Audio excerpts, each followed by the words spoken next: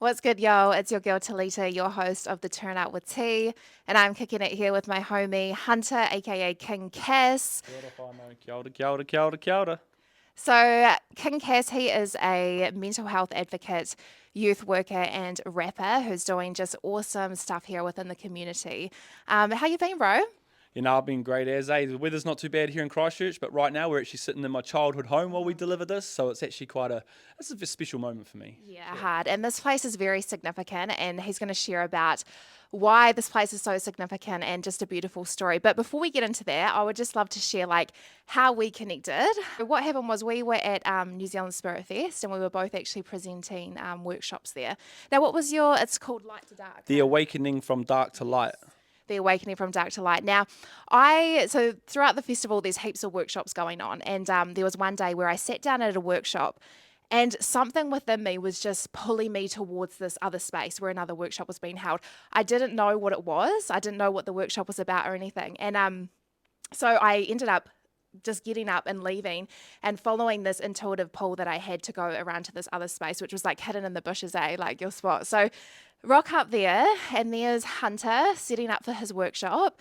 And all I can say is like, after that, bro, seriously, like his workshop, it's a journey through your childhood, through your recovery, through your music, through your life pretty much, and it was just so fucking inspiring, and it really touched me on the deepest level, like I was bawling my eyes out. I went through this roller coaster of emotion, but the thing that really struck me and just really inspired me was Hunter's passion, his mana, just everything that he wrapped up, because it's like this workshop that with acting, with, you did the haka, you brought so many different elements into your workshop. Oh, it's more of a performance, hey? It's called a multimedia show. Yes. And that's exactly what it is. So after I connected with Hunter there, I was just so inspired by his journey and everything that you've been through, to be where you are at today. And so we are at your hometown, Whare, your childhood home where you grew up. Do you want to talk a bit about what happened here and why this place is so significant for you? Yo, kia ora, it's your boy King Cass. You already know how it is. Shout out to my Cass fam out there. First of all, I just want to say, thanks for the space coming in here, and I'm glad we got here. It just came to me last night. I was like, why don't we go shoot it in my childhood home? Yeah, last minute. So right now we're at 17 Southampton Street. It's Christchurch, Sydenham. This is my hometown where I was born and bred. Obviously, you guys know the story, but if you don't, there's a tragedy that happened here. And the tragedy that happened here is I actually found my mum, and she was in the space of taking her own life. And I actually saved her life twice in this house. So one is out there at the garage out there where I don't want to say too much details. And the other time I woke up in my bedroom and wanted to find my mum, and she was in the bathroom. So I'm not going to share the details there as well. Yep. There's a significance in this house at the moment because right now this is actually a drug and alcohol place. They have Alcohol Anonymous meetings here, and it's actually the Salvation Army now. And my father sold this house to the Salvation Army. So right now we're sitting in the lounge. Yes. We're sitting in my childhood house's lounge. And I'm sure we might take a couple of snips or whatever of the place, check it out. But yeah, so for me, it's about coming back and healing. Every time I come here, it's not triggering, it's healing. Like right now, I'm just, I'm alive. Yeah. I'm where I'm meant to be. Yes. And I'm in a space where I get to share this sort of powerful moment. And thank you for, talking back on the multimedia show that you've seen. That's been in the works for about 5 years now. And it's at a point where I'd call it 100% ready to ignite and start making some impact throughout the world, not just Aotearoa. That's right. And it is very, very impactful. Like I can't even speak in words and how impactful that performance and that multimedia show was. And now can you just share a little bit about, because what really kind of touched me in my heart was when you shared about when you found your mum here, but before that, you had a vision or something was pulling you, and you weren't even here, were you? You were with your father, is that right?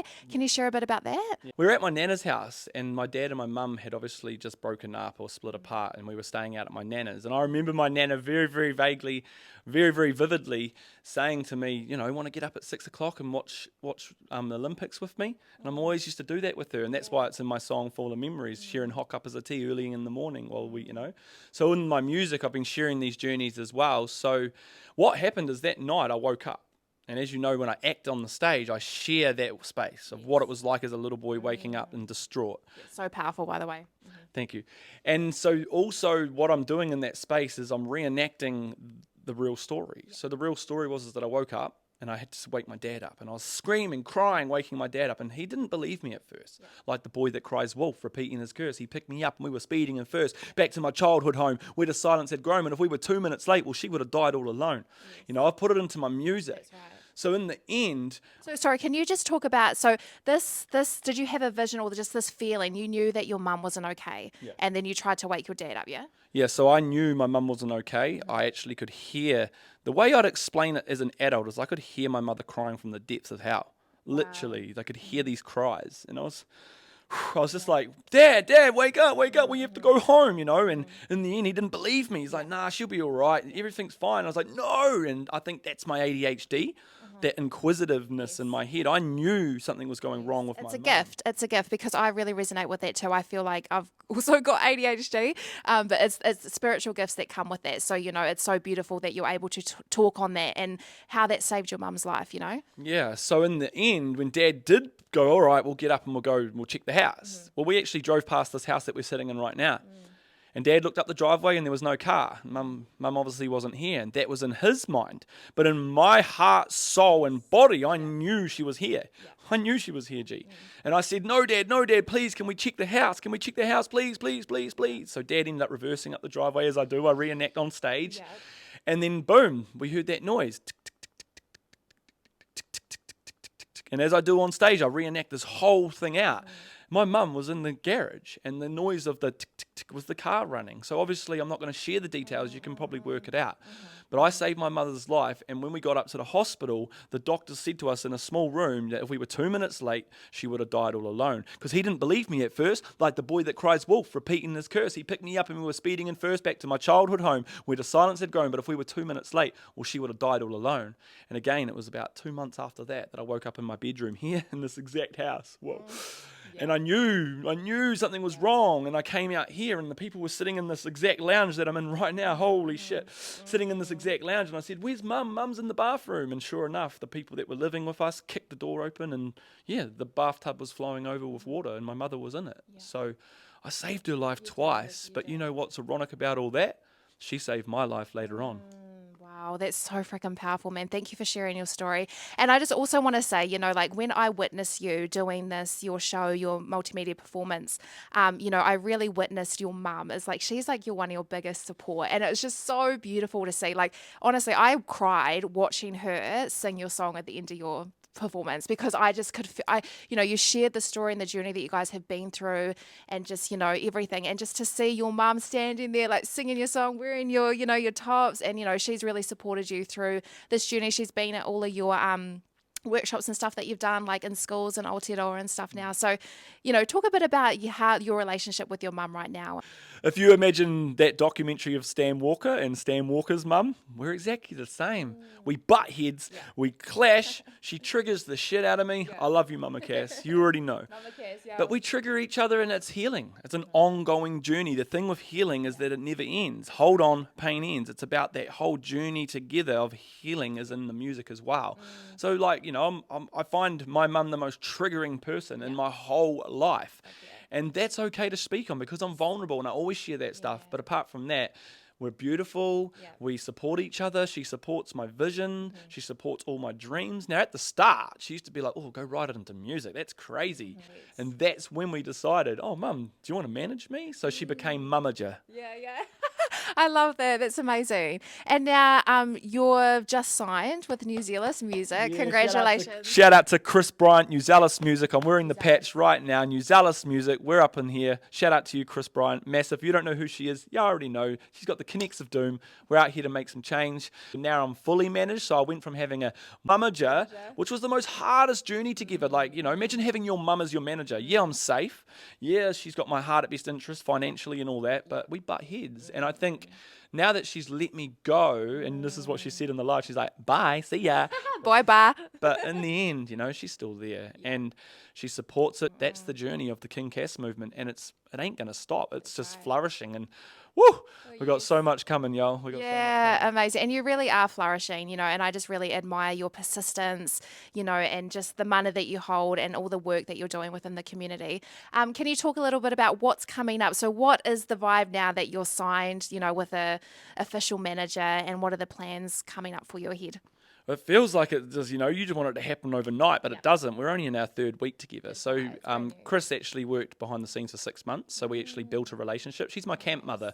So, she's really like another Mama Chris, Mama Cass, Mama Chris, And so, well, what we have planned at the moment is just getting whatever's stuck up in here of my ADHD brain. You should see my computer. It looks like what my brain looks like. It's scattery, it's messy. So we're just tidying everything up. We're throwing that computer to the side. We're getting a new one and just starting to really manage me. She's managing me as a really... the thing that I love about Chris is that it's not just the music anymore for her with me. She sees the vision. She sees how much impact I can make in the youth sector, to young people, to all walks of life, to people struggling with mental health issues. She can see that. And it's just about fine-tuning all that, making some nice packages together, and then start to promote and pitch me. We've got some big things coming. I can say I am going to be working with the City Council here in Christchurch to do 3 big awakenings, so stay tuned for those. It's going to be buzzy and busy. We might even have her hosting that as well. So again, we've got those coming up. I've got the Recovery is Possible event coming up this 20th. Shout out to True Sons for putting that on, because it's true, recovery is possible. We're going to be sharing testimonies in our music in that space. No alcohol, no drugs, kid friendly. But then you already know what's happening on the 27th, guys. Talita here, Turn It Up with Tia, is going to be hosting my show called Ebbs and Flows. Now, Ebbs and Flows is about taking us back to lockdown, where we were locked up and we couldn't really create, and now we're moving into that space and we're flowing. So the ebbs is like the hardship, and the flow is us flowing into the space of creativity again. I've got my single Lockdown coming on the same night, as well as we're celebrating signing with New Zealand Music. So yeah, and I'm really blessed to have you as the host, because you're amazing at what you do. And we've connected, so it's real. It's not just a random person in the space. It's someone that believes in me, sees me for who I am in this city, and like you've already spoken quite a lot of life into me in this interview, and man, I'm just getting more and more of it, and I think it's making me more confident and actually believing more in myself. Yeah. Oh, that's so amazing. And I'm just honored to be here with you, and support your journey. And, it's beautiful that we can collaborate, your mahi and my mahi, and supporting each other within what we're doing. And I really felt that too, when we connected at Spirit Fest, and to see you in your element, I was like, whoa, this guy is fucking amazing, going to be doing awesome stuff. And it's just mean to be able to collaborate with you. And I think, at the shoot that we did when you came, this year is all about collaboration, community, and connection. And that's why it's so important that we support each other and collaborate, because it really allows us more opportunity, when we're working together and come in unity. So thank you so much for coming through and for this interview. And I'm really excited for everything that you're going to do. And obviously, yes, the ebbs. So what was it? Ebbs and Flow, the 27th of May. Yo. Let's go. I'll be hosting the dope lineup of local acts also. So come through and support Ōtautahi hip hop community. So looking forward to One that. more thing, it's also a free event as well, so it's free for you to come and check out. I just want to say a big shout out to DJ Danielle, who's going to be on the ones and the twos. We've got Tali Joy coming from Dunedin. We've got Brax Santana. We've got True Sons and the brother Keys on. So we've got a mean lineup. It's a different organisation of musicians that I've chose this time. I always used to put shows on. You already know. I used to put so much people on. Now I'm just choosing few people to put on such a beautiful show around friends, family, connectivity. And like T said, collaboration is about connection. Just a group of people that want to support each other, see each other grow, and see the best versions of each other. So what do we say? Let's turn up with tea. Oh, man, bro. So yeah, we've actually caught up with someone called Brad, who actually used to be one of my youth leaders at Zid Kids. So he's actually opened up the garage here for us to have a wee look at, and yeah, let's just reset the energy, reset the energy from how I found my mum in here, and I found my mum in here and saved her life, and now I'm here, age 37. I'm taking back that power and I'm resetting that energy. King Cass movement. Yeah, kind of remember it, How does it feel to be in this space? You can describe. I think I was ready today. Yeah. To be in here. Yeah. Mum's alive today, so, right. I mean, I wish if I had a lost mum, it would have been harder, but I didn't lose mum. Yeah. I saved mum's life. That's right.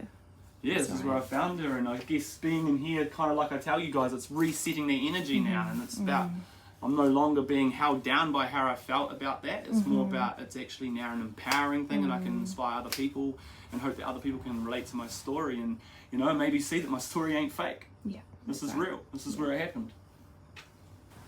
So this space Pre-earthquake, the Salvation Army at Sydenham started a group called Delta, Deliberate Acts of Loving Towards All. Wow. And they would go out and they would do things for people in the community, gardening, repair fences and stuff. And so this was their base point for that. Post-earthquakes, they did a lot of volunteering and helping out. And at the moment, we're in the process of turning this into some food banks. So we've got a freezer here, we've got a big chest, a big stand-up fridge, which is going to be coming in here, and we're going to try and convert this into a bit of a food bank to help give a bit of life and opportunity for people. And like you were just saying to me then, like, you know, this is where I kind of maybe lost my mother's life, and a little bit of that kind of dead feeling and that kind of ugliness that would flow through the thoughts of the space. That's going to help, you know, we're bringing the life back into this space. Bringing life and helping others. Yeah, that's what we're about. You know what hope is? Help other people exist. Wild while we're living in a system, the haters turn around cause they know they gotta listen. Wake up every day and I get up just to grind hard, trying to make my way. I'm elevating like a die hard. Most you rappers in the game, you acting like a try hard. I'm sitting in the constellations, flying with the stars.